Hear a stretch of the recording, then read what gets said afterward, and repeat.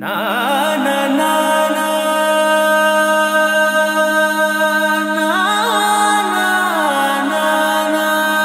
Welcome to BJB World. Today we are discussing about the new plant Pennisetum.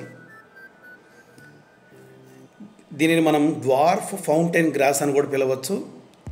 అలాగే దీనికి ఇంకా వేరే పేరు కూడా ఉంది, ఫాక్స్ టైల్ ఫౌంటైన్ గ్రాస్ అని కూడా పిలవచ్చు. ఇది జనరల్గా మనకి లాన్లో గ్రో అవుతుంది. హైట్ వచ్చేసరికి 2 to 3 feet ఉంటుంది. ఇది మనకి నార్సింగ్ చౌరస్తా నుంచి ఔటర్ రింగ్ రోడ్ సర్వీస్ లైన్లో సైక్లింగ్ రోడ్ ఉంది. ఆ సైక్లింగ్ రోడ్డుకి చాలా బ్యూటిఫుల్గా డిజైన్గా పెట్టారు.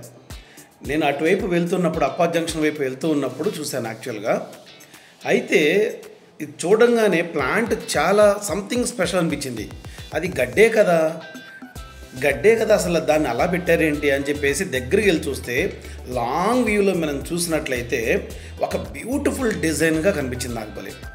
అదే ప్లాంట్ని నేను వేరే చోట్ల నార్మల్ ఒక రఫ్ ఏరియాలో కూడా చూస్తే అది చాలా కామన్ ప్లాంట్ కనిపించింది. ఒక కామన్ ప్లాంట్ని మనం లాన్లో బ్యూటిఫుల్గా పెడితే ఎలా ఉంటుందని చూస్తే అసలు చాలా ఎంబ్రాసింగ్ అనిపించింది నాకు.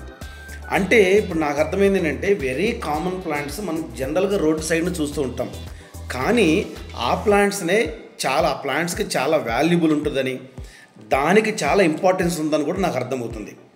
సో చాలా కామన్గా ఉన్న ప్లాంట్ని గవర్నమెంట్ వాళ్ళు దానికి రోడ్ సైడ్ ఒక లాన్గా పెడితే ఎంత బ్యూటీ వచ్చిందంటే మాటల్లో చెప్పలేనంత బ్యూటీ వచ్చింది అసలు. అది ఈ ప్లాంట్కి మనము గేటెడ్ కమ్యూనిటీస్లో లాన్లా కూడా చాలా బ్యూటిఫుల్గా ఉపయోగించుకోవచ్చు. బోర్డర్స్కి, ఒక పార్క్కి మనకి ఆర్నమెంటల్ ప్లాంట్స్ చుట్టూరుతో కూడా ఒక బోర్డర్గా కూడా మనం యూజ్ చేసుకోవచ్చు. మీరు చూస్తున్నది అది ఇన్ఫ్లారెసెన్స్, ఆ గ్రాస్ యొక్క ఇన్ఫ్లారెసెన్స్. ఈ ప్లాంట్ మోనోకాట్ ప్లాంట్. ఇది అచ్చం గడ్డిలానే ఉంటుంది, చేత్తో పట్టుకుంటే ఒక పుల్లలానే ఉంటుంది. లీఫ్ లామినా పెద్దగా ఉండదు, చిన్నగా ఒక ట్యూబ్ లాగా ఉంటుంది. పట్టుకొని చూస్తే గట్టిగా లాగితే చేయి కోసుకుంటుందండి, చాలా జాగ్రత్త. ఈ ప్లాంట్ దగ్గరికి పిల్లల్ని వెళ్ళనివ్వద్దు, ఎందుకంటే చేతులు కోసుకుంటాయి, కొంచెం స్కిన్ కట్టే అవకాశం ఉంది. ఎందుకంటే చాలా రఫ్ టెక్చర్ ఉంది, బాగా తాళ్ళలాగా ఉంది. కరెక్ట్గా చెప్పాలంటే మనకి కైట్ ఎగరేస్తాం కదా, కైట్ ఎగరేసి చేసే మాంజాలా అనిపిస్తుంది ఈ లీవ్స్ని చూస్తే. కానీ ప్లాంట్ యొక్క బ్యూటీ అయితే చాలా నచ్చింది నాకు, చాలా వెరీ ఇంప్రెస్డ్ అలాట్. సో ఇక్కడ నాకేమర్థమైందంటే, ఒక ప్లాంట్ని గవర్నమెంట్ వాళ్ళు తీసుకొచ్చి నియర్లీ ఒక 5 kilometers 10 kilometers రేడియస్ లెంత్లో ఒక ప్లాంట్ని పెట్టారంటే దానికి ఎంత ఇంపార్టెన్స్ ఉంటుంది, దానికి ఎంత టాక్సానమీ ఉంది, దానికి ఎంత లైఫ్ హిస్టరీ ఉంటుందో నాకు అర్థమైంది. అందుకని ఈ ప్లాంట్ మీద నేను చాలా వర్కౌట్ చేశాను. రూట్ని కానీ, లీఫ్ని కానీ, స్టెమ్ని కానీ, హోల్ ప్లాంట్ని కానీ, వరల్డ్ వైడ్ అసలు ఈ ప్లాంట్ని ఎలా ఉపయోగిస్తారు, ఏ పర్పస్ ఉపయోగిస్తారని చాలా స్టడీ చేశాను నేను. నియర్లీ 1 month వరకు స్టడీ చేశాను నేను. అయితే దీనికి మెడిసినల్ వాల్యూస్ కూడా ఉన్నాయి, బట్ దీనికి మెడిసినల్ వాల్యూస్ ఉన్నప్పటికీ కూడాను ఎక్కువ ఇంపార్టెన్స్ లేదు. బట్ మెడిసినల్ వాల్యూ అయితే కంపల్సరీగా ఉంది. లిటరల్గా చెప్పాలంటే మెడిసినల్ వాల్యూ ఎలా ఉంది అంటే, మనం గోధుమ గడ్డిని బయట మార్కెట్లో 20 రూపాయలకి 30 రూపాయలకి అమ్ముతూ ఉంటారు. దాని నుంచి జ్యూస్ చేసి మనం తాగితే తీయగా ఉంటుంది. ఆల్మోస్ట్ దానికి గోధుమ గడ్డికి ఎంత ఇంపార్టెన్స్ అయితే ఉంటుందో, అంటే దాది షుగర్ పేషెంట్స్కి కూడా చాలా బెనిఫిషియల్ ఉంటుంది. ఈ ప్లాంట్ కూడా అంతే బెనిఫిషియల్ ఉంది, అంత మంచి బ్యూటిఫుల్ ప్లాంట్. నేను స్టార్టింగ్లో బండికి కెమెరాను పట్టుకొని కంటిన్యూస్గా వీడియో తీద్దాం అనుకున్నాను, కుదరలేదు. దాని తర్వాత బండి పక్కగా పార్క్ చేసి నేనే నడుస్తూ కంటిన్యూగా వాక్ చేస్తూ దాన్ని వీడియో తీస్తూ ఉన్నాను. ఒక సైడు సర్వీస్ రోడ్లో వెహికల్స్ వెళ్తూ ఉన్నప్పుడు ఇటు పక్క ఒక మార్జిన్గా ఉంటే ఒక సిస్టమేటిక్గా చాలా బ్యూటిఫుల్ అనిపించింది, చాలా గ్రీనరీ అనిపించింది, చాలా ఆహ్లాదంగా అనిపించింది, చాలా ఎంజాయ్ చేశాను. అంటే వెళ్ళే వాళ్ళకి కూడా కొంచెం ఆ రోడ్ సైడ్ వెళ్ళే వాళ్ళకి ఈ ప్లాంట్ లాన్ చూస్తూ ఉంటే ఒక మైండ్ స్ట్రెస్ కూడా తగ్గి ఒక మంచి ఏరియాలోకి ఎంటర్ అయ్యాము అనే కంఫర్టబుల్ని క్రియేట్ చేసింది. అంటే ఈ ఏరియాని డెవలప్ చేసేవాళ్ళు ప్రతి ప్లాంట్ మీద ఒక మంచి అవగాహన తెచ్చుకొని ఏ ప్లాంట్ పెడితే ఈ ఏరియాలో వెళ్ళే పబ్లిక్కి కంఫర్టబుల్గా ఉంటుంది, వాళ్ళ మైండ్ స్ట్రెస్గా ఉన్నా కూడా చాలా రిలీఫ్ అవుతుందని ఆలోచించి పెడతారు కాబోలు అనిపించింది. నిజంగానే ఈ ఏరియాలోకి ఎంటర్ అవ్వగానే హమ్మయ్య ఏదో దూరంగా ఎక్కడో మనకి అవుట్స్కట్స్లోకి వెళ్ళిన ఫీలింగ్ ఒక్కసారిగా బయట వచ్చేస్తుంది అనమాట. అంత బాగుంది. అసలు అది చేయి పెట్టి దాన్ని చూస్తూ ఉంటే ఎలా ఉందంటే ఒక మ్యాట్ లాగా, ఒక బ్యూటిఫుల్గా చాలా అనిపించింది నీకు. నేను అక్కడ ఉన్నంతసేపు వీడియో తీస్తున్నంతసేపు ఆ లీఫ్తో చాలా ఆడుకున్నా యాక్చువల్గా నేను. ఇక మనం ఈ ప్లాంట్ గురించి వచ్చేసరికి ఇది వింటర్లో బాగా ఫుల్ ఫోలియేజ్ ఫామ్లో వస్తుంది. ఇంకా ఎలా ఉంటుందంటే షోయి సిల్వరీ టు పింకిష్గా ఉంటుంది, అలాగే వైటిష్ బ్రిస్టలీ కూడా ఉంటుంది. దీన్ని మనము బాటిల్ బ్రష్ లైక్ ఫ్లవర్స్ స్పైక్ని మనం చూస్తూ ఉంటాం. అలాగే మనకి ఏదో వాటర్ ఫౌంటైన్ వచ్చినట్టుగా ఆ లీవ్స్ అనేవి పడుతూ ఉంటాయి పక్కన. ఇంకా ఏంటంటే ఇది ఎక్కడ గ్రో అవుతుందంటే మరీ కంప్లీట్ షైనీలో సన్ ప్రెజెన్స్లో ఉండదు, అలాగని షేడీ లొకాలిటీ ఉండదు. అంటే హాఫ్ సన్ హాఫ్ షేడీ లొకాలిటీలో దీని గ్రోత్ అనేది చాలా బ్యూటిఫుల్గా ఉంటుంది. ప్లాంటేషన్ అనేది కంపల్సరీగా లేట్ సమ్మర్ నుంచి వింటర్ మధ్యలో చేస్తే దీని యొక్క గ్రోత్ అనేది చాలా బాగుంటుంది. ఈ ప్లాంట్ యొక్క బెనిఫిట్స్ గురించి మనం ఆలోచిస్తే ఇది ఆర్నమెంటల్ గ్రాస్, ఇంకోటి వచ్చేసరికి లో మెయింటెనెన్స్. ఎక్కడైనా లాన్లో గేటెడ్ కమ్యూనిటీస్లో గ్యాప్స్ని ఫిల్ చేయడానికి ఉపయోగిస్తూ ఉంటారు. ఇది పెరినియల్ ప్లాంట్, అంటే 365 రోజులు గ్రో అవుతూనే ఉంటుంది. కొన్ని ప్లాంట్స్ 3 months వరకు గ్రో అయ్యి చనిపోతాయి, కొన్ని 1 month గ్రో అయ్యి చనిపోతాయి, కొన్ని 2 years గ్రో అయ్యి చనిపోతాయి.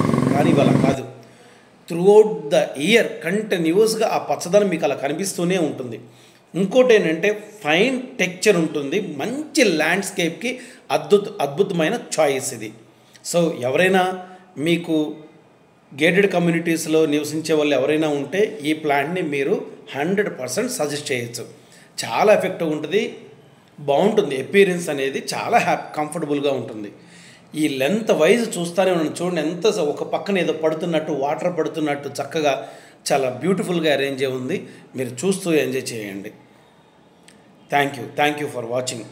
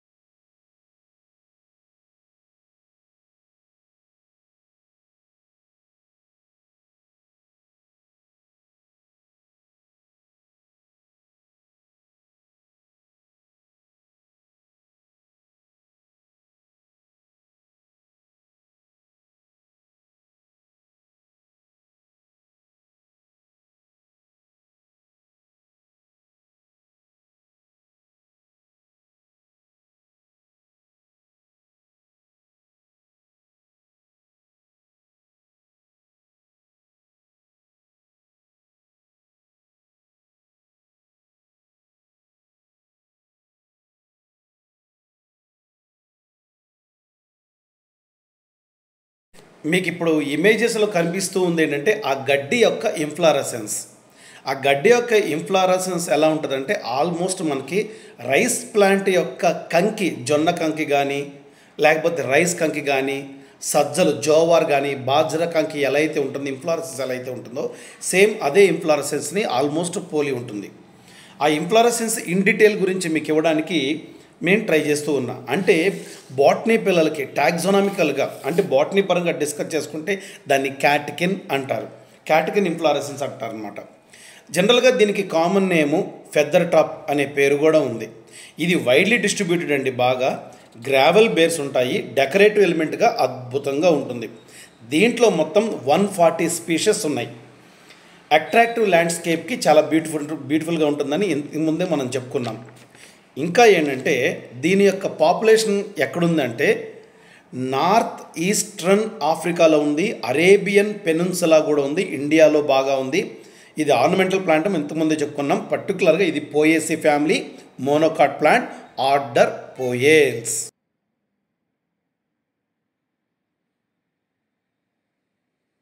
ఇంకా క్లారిటీగా దాని లోపలికి నేను జూమ్ చేసి చూస్తూ ఉన్నాను. ఇంకా ఏమని ఎలా ఉంటుంది, ఇంకా ఆ ఇన్ఫ్లోరసెన్స్ స్ట్రక్చర్ ఎలా ఉంటుంది మీకు చూస్తుంటే ఆల్మోస్ట్ గడ్డిలానే ఉంది కదా.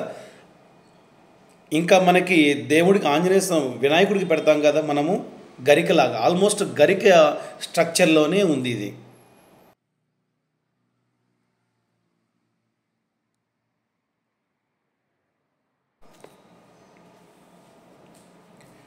ఇప్పుడు మీకు ఆ వీడియోలో చూస్తుంది అది ఒక కోట, అంటే ఒక ఇన్సెక్ట్ యొక్క ఇల్లు ఎలా కట్టుకుందో చూడండి, బబ్లీగా. అది ఇన్సెక్ట్ బబ్లీ హౌస్. అది దాన్ని స్పిటిల్ బగ్ అంటారండి. స్పిటిల్ బగ్ తన ఇల్లుని ఎంత బ్యూటిఫుల్గా కట్టుకుందో చూడండి. ఎవరు ఐడెంటిఫై చేయకుండా, ఏ బర్డ్ కూడా కనిపెట్టలేకుండా ఉన్నట్టుగా ఆ ఇన్సెక్ట్ హౌస్ ఎలా ఫామ్ చేసుకుందో చూడండి. పిల్లల దగ్గరికి రావద్దని చెప్పాను కదా, ఎందుకంటే కొన్ని బయట ఎన్విరాన్మెంట్లో ఉంది కాబట్టి కొంచెం ఇలాంటి ఇన్సెక్ట్స్ ఉండే అవకాశం ఎక్కువ ఉంది. అందుకని ఈ గడ్డి దగ్గరికి తొందరగా పిల్లల్ని పంపించద్దు. వాళ్ళకి చూడండి ఇంకొక బబ్లీ హౌస్, స్పిటిల్ బగ్ కట్టుకున్న ఒక బిల్డ్ చేసుకున్న బబ్లీ హౌస్, ఫోర్ట్రస్. అసలు చాలా తక్కువ ఉన్నాయి, ఇవేది ఎక్కువ గేమ్ లేవు ఇటువంటివి.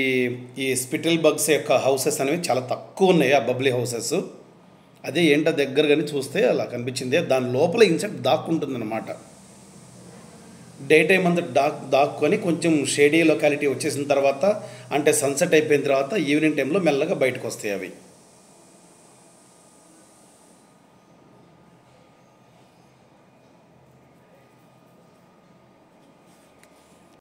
ఈ సైకిల్ వే మొత్తం, అంటే ఇప్పుడు మీరు చూస్తున్న ఈ ఔటర్ రింగ్ రోడ్డు, సర్వీస్ రోడ్లో ఉన్న ఈ వే మొత్తం, ఇప్పుడు మీకు చూపించిన వే మొత్తం కూడాను పైన సోలార్ ప్యానల్స్ అరేంజ్ చేశారు.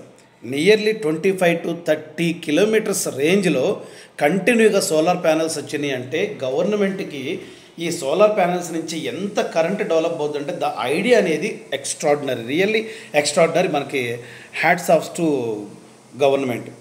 ఇక్కడి నుంచి వచ్చే గవర్నమెంట్కి కరెంట్ ఏదైతే ఉందో మొత్తం మనకి ఆ వే స్ట్రీట్ లైట్కి కానీ సిగ్నల్స్కి కానీ అసలు స్పెషల్గా మనం విద్యుత్ సరఫరా అనేది చేయవసరం, కరెంట్ సప్లై అవసరం లేదు. బై న్యాచురల్గానే అవి గ్రో అవ్వడానికి కానీ దాని మెయింటెనెన్స్కి కానీ కరెంట్ మొత్తం సోలార్ ఫెన్సింగే తీసుకుంటుంది.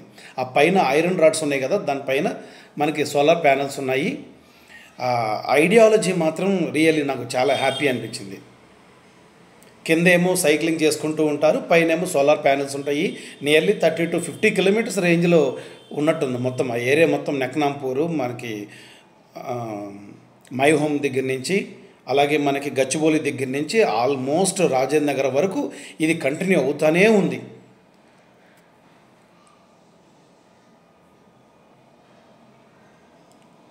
Real I impress allot.